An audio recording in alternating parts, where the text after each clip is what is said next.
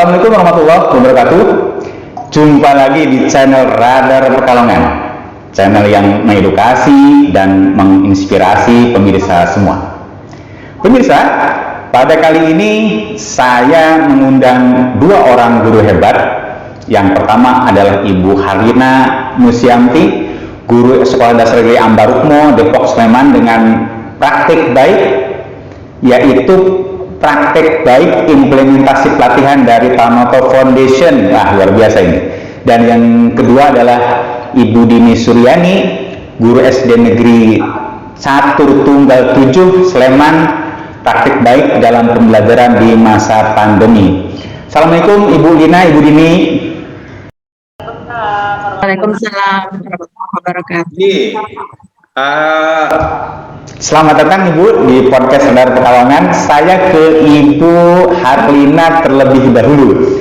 Ibu Harlina memiliki praktik baik implementasi pelatihan dari Tanoto Foundation.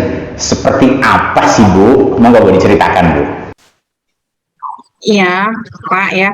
Jadi latar belakangnya itu seperti ini.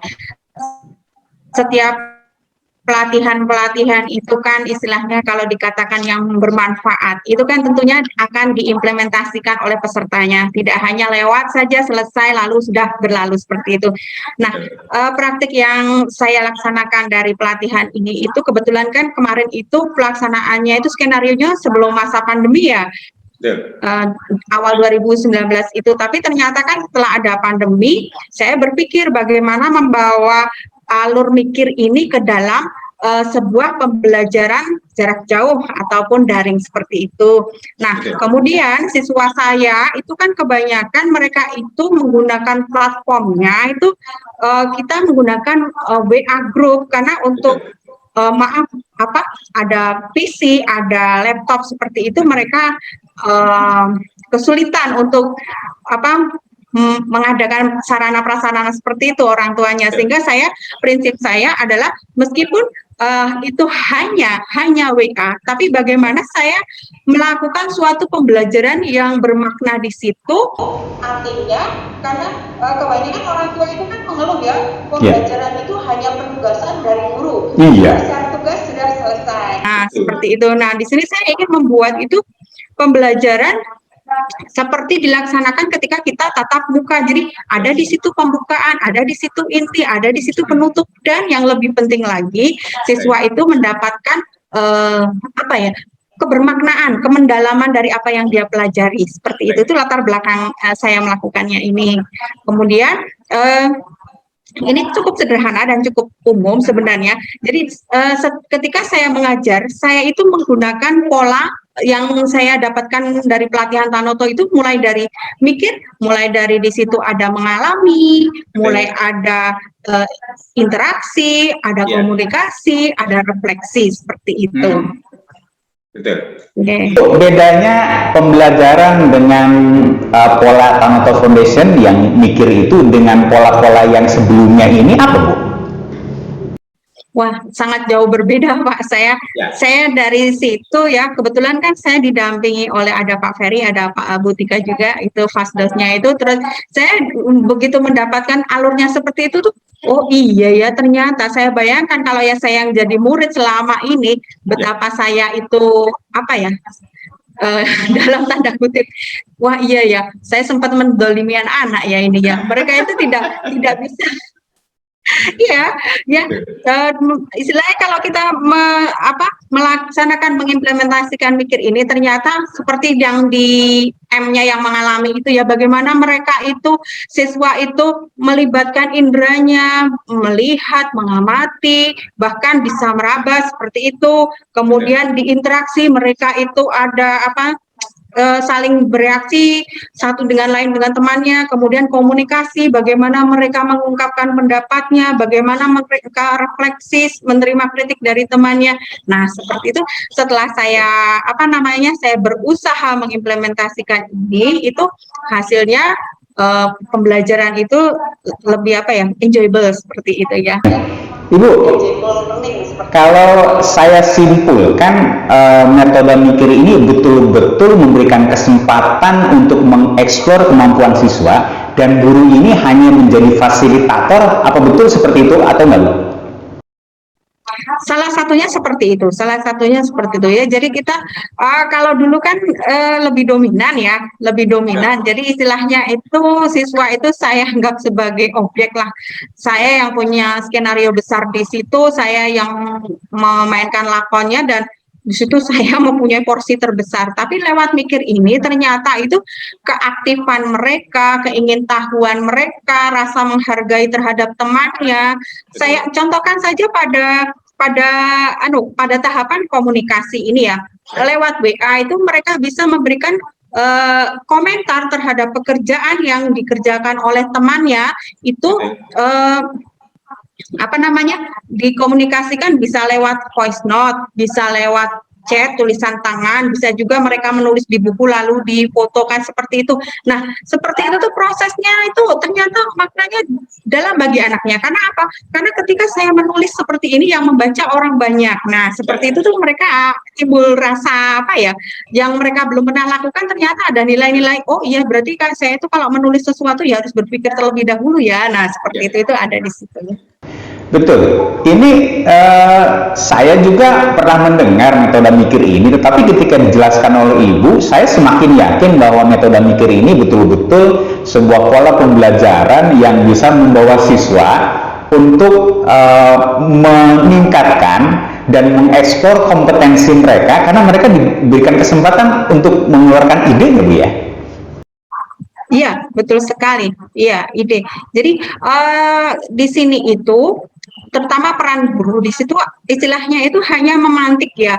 Jadi si siswa itu kan sudah punya bawaan kemampuan seperti itu. Nah, itu pinter-pinter lah guru di situ itu memantik kemampuan mereka, mereka akan mengeluarkan, nanti ditambah lagi dengan tanggapan dari teman yang lain. Nah, itu makin kesananya itu membuat anak merasa dihargai, kemudian mereka juga merasa tidak senang jadinya belajarnya. Dalam keadaan senang itu kan mereka tidak dalam tekanan gitu loh, seperti itu. Salah satunya seperti itu. Kalau yang Ibu pahami, metode mikir ini bisa dipraktekkan dalam mapel apa yang paling mudah dan mapel apa yang sekiranya ada level-level kesulitan yang tidak semudah yang mapel yang lain, Bu? Oh ya, kalau ini kemarin saya kan kalau di kelas bawah itu pembelajaran tematik ya. Betul. Nah, pembelajaran tematik itu nanti bisa istilahnya kita ramu dari berbagai muatan pembelajaran seperti itu. Itu sangat, kemarin saya contohkan dari pengalaman saya saja ya Pak ya. Ya. Kemarin saya kebetulan itu kemarin ada muatan pembelajaran bahasa Indonesia, saya mengajarkan tentang kalimat penolakan di situ. Kemudian saya pembelajarannya itu dengan grup WA sinkronus. Jadi saya tetapkan di situ jam 8 ya, nanti kita pembelajaran seperti itu. Nah, kemudian seperti biasa pembukaan seperti itu, kemudian presensi seperti itu, kemudian kita mulai dari alur mikir ini. Sebelumnya saya membuat video gitu Pak, terus saya share, kemudian di situ kan anak mengalami ya, terus saya di situ ada perintah-perintah untuk coba cari mana apa sih kalimat penolakan di situ, padahal saya belum menerangkan Pak, seperti itu. Nah, tapi kan mereka kan dengan melihat video itu menjadi terpancing gitu, seperti itu. Betul. Berarti memang ini dibutuhkan kreativitas guru ya Bu ya, dan kesabaran. Betul. Betul. Oh ya Pak, boleh mungkin saya menambahkan di sini ya Pak ya, selain dari praktek mikir ini tadi, yang saya dapatkan itu implementasinya adalah tentang budaya baca juga Pak. Dan juga kalau kemarin itu kita dapat materi tentang mengelola lingkungan belajar yang efektif itu ya. Nah itu kan kalau kan nggak mungkin dilaksanakan di kelas dalam jarak jauh seperti itu. Nah itu saya bawa ke siswa Pak, saya bawa ke siswa. Coba kalian bagaimana sih mengelola tempat belajar kalian, tapi dalam tanda petik tidak harus bagus, tidak harus mewah, tapi bagaimana sih kalian mengelola tempat belajar. Nah malah yang seperti itu ternyata anak itu di luar ekspektasi saya, malah terus ada orang tuanya, Bu, dengan Ibu melakukan seperti itu, sekarang anak saya rajin Bu menata untuk tempat belajarnya, seperti itu. Luar biasa praktek baik dari Tanoto yang dipraktekkan langsung di depan kelas ternyata memunculkan siswa-siswa yang ternyata kemampuan mereka jauh lebih hebat ketimbang persepsi awal kita. Terima kasih Ibu Lina, sukses selalu, lanjutkan sampai siswa-siswa menjadi siswa yang hebat Ibu. Baik, saya geser ke Ibu Dini. Ibu Dini juga mempunyai praktek baik dalam pembelajaran di masa pandemi. Ini praktek baik yang seperti apa, bisa dijelaskan Ibu? Iya, salah satu contohnya dalam pembelajaran IPA. Nah, sebenarnya berawal sama seperti ibu-ibu yang lain mungkin ya, berawal dari karena kondisi pandemi ini, bagaimana caranya supaya pembelajaran kita itu berarti, bermakna gitu. Nah, kebanyakan yang saya lihat itu anak-anak hanya mengerjakan tugas, kemudian bukunya disimpan tanpa mereka membawa sesuatu dalam, ibaratnya yang di otak tuh nggak ada, lewat aja gitu kata anak zaman sekarang tuh, itu cuma lewat doang gitu. Nah, gimana caranya? Nah, jadi saya mencoba untuk, sebenarnya sih ketika belum pandemi pun saya selalu mengajarkan materi terlebih dahulu, kemudian menghafalkan di tempat, anak-anak presentasi, sehingga mereka bisa mengingat terus. Nah, bagaimana nih kalau diterapkan dalam pembelajaran daring? Nah, akhirnya saya membuat channel YouTube untuk semua materi yang sekiranya, oh ini bisa, yang paling utama ini yang harus dikerjakan ini nih, kan karena kan tidak semua materi mungkin kita bisa berikan ya, jadi hanya materi-materi yang penting, yang utama. Nah, jadi pertama-tama saya biasanya menggunakan WA Group, jadi langsung saja ke prakteknya ya Pak ya. Ya. Pertama tuh seperti biasa, seperti pembelajaran di sekolah, ada berdoa, ada menyanyikan lagu Indonesia Raya, kemudian absensi dengan menggunakan voice note. Setelah itu saya men-share link channel YouTube saya yang berisi materi yang akan diberikan. Nah, alhamdulillahnya karena itu dibuatnya tahun lalu, sehingga tahun sekarang saya tinggal nge-share lagi yang sudah saya buat tahun lalu. Jadinya bermakna lah ya yang saya buat tuh, alhamdulillah, jadi tidak sia-sia. Nah, ketika anak diberikan itu video dalam YouTube saya itu, nah di situ biasanya ada penerangan materi ya, misalnya intinya tuh kita mau belajar apa. Nah, untuk IPA ini ya, saya mengambilnya misal contohnya yang IPA itu untuk manfaat tumbuhan. Nah, ketika saya menjelaskan ini tumbuhan tuh manfaatnya itu ada untuk sandang, pangan, papan, kemudian obat-obatan dan lain sebagainya. Nah, tugasnya adalah, nah anak-anak ini menggunakan pendekatan mikir ini kan harus mengalami, harus interaksi, ya harus komunikasi, kemudian refleksi juga. Nah, jadi anak-anak diberikan tugas untuk mencari tumbuhan di sekitar kalian. Baik. Tumbuhannya, nah kemudian anak-anak nanti mengamati dan menganalisis ini kira-kira masuknya manfaat yang mana ya, yang sandang, pangan, atau bahkan semuanya mungkin bisa. Nah, nah kemudian untuk lebih menariknya saya tambahkan karena ada beberapa tumbuhan yang bisa dijadikan obat biasanya ya di lingkungan sekitar itu. Jadi nanti anak-anak diberikan tugas untuk membuat presentasi. Jadi pertamanya tuh sudah diarahkan perkenalan dulu, nama dan lain-lain. Nah, kemudian ada penjelasan materi sedikit, tidak boleh membaca. Nah, awal-awal mungkin anak-anak kekeh membaca, tapi saya bilang tolong diulang. Jangan dibaca tapi dihafalkan, karena saya memberikan waktu presentasi itu 3 sampai 5 menit. Tidak lama. Tidak lama kok. Nah, makanya ketika ada anak yang memang tidak pede, biasanya saya beri pendekatan bisa dengan video call atau dengan telepon atau dengan WA. Tolong diulang ya Nak gitu. Nanti dicoba lagi, kamu bisa. Nah, nanti alhamdulillahnya banyak yang anak-anak yang grogi tadinya kalau ngomong gimana gitu ya, jadi gitu lama-lama karena ayo dihafalkan dulu, kalau kamu sudah hafal pasti kamu lancar gitu, dan itu nanti ada ilmu yang bisa kamu bawa lama jadinya ya diingatnya. Nah, akhirnya ketika anak itu tadinya terpaksa mungkin ya, jadi biasa. Nah, jadinya ketika melakukan mereka sudah terpola, kalau ini senangnya itu harus ada perkenalan, ada materi dulu yang harus dijelaskan. Betul. Ya, dapatkan dari penjelasan Bu Dini apa? Nah, kemudian apa hasil dari pengamatan kamu tuh apa? Nah, kamu jelaskan. Nah, lalu di situ ada perintahnya tuh tidak cuma satu ya. Jadi tidak hanya satu. Setelah mengamati, kemudian disimpulkan hasilnya itu manfaatnya apa. Kemudian cara membuatnya yang sederhana seperti apa.